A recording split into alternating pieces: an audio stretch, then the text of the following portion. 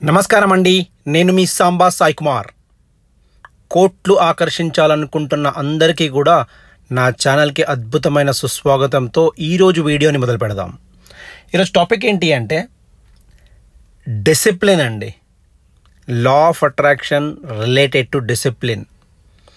మీరు చూడండి, ఎక్కడైనా డిసిప్లిన్ ఉంటుందో, అంటే ఎక్కడైతే డిసిప్లిన్ ఉంటుందో అక్కడ డబ్బుల కనకవర్షం ఉంటుందండి, గుర్తుపెట్టుకోండి. అండ్ ఈ డిసిప్లిన్ ప్రతి చోట వర్తిస్తుంది.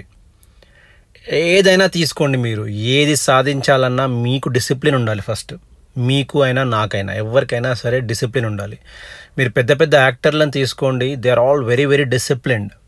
అమితాబ్ బచ్చన్ గారిని తీసుకోండి, హీఈస్ వెరీ డిసిప్లిన్డ్. రజనీకాంత్ గారిని తీసుకోండి, వెరీ వెరీ డిసిప్లిన్డ్.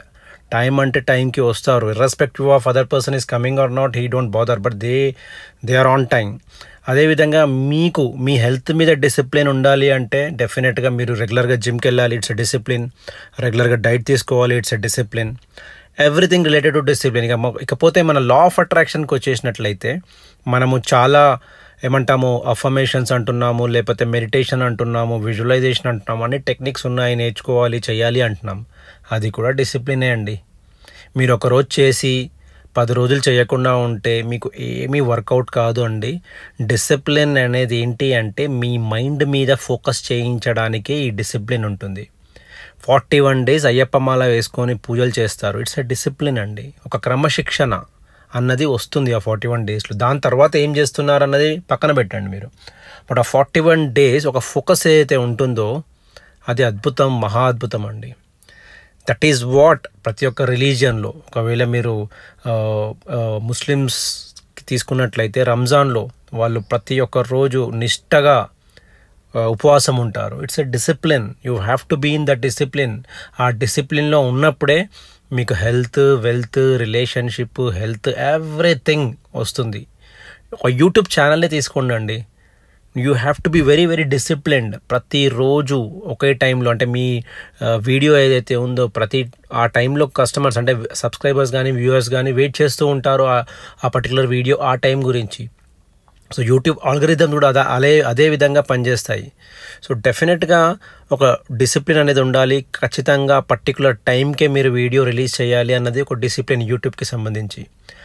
ఎక్కడ వెళ్ళినా డిసిప్లిన్ అండి. హెల్త్ తీసుకోండి, వెల్త్ తీసుకోండి, రిలేషన్షిప్ తీసుకోండి, ప్రతి ఒక్క చోట మీరు అద్భుతమైన డిసిప్లిన్ పాటించాల్సి ఉంటుంది. ఒక అథ్లెటే తీసుకోండి అండి, మీకు అతను గోల్డ్ మెడల్ తీసుకురావచ్చు, ఇండియాకి ఒలింపిక్లో గోల్డ్ మెడల్ తీసుకురావచ్చు, కానీ బ్యాక్గ్రౌండ్లో ఎన్ని సంవత్సరాల కృషి, ఎన్ని సంవత్సరాల డిసిప్లిన్ ఉండుంటుంది చెప్పండి.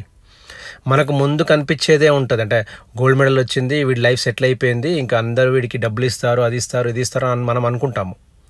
బట్ బ్యాక్గ్రౌండ్లో హౌ మెనీ ఇయర్స్ కష్టపడి ఉంటారు. Morning evening 2 hours 3 hours.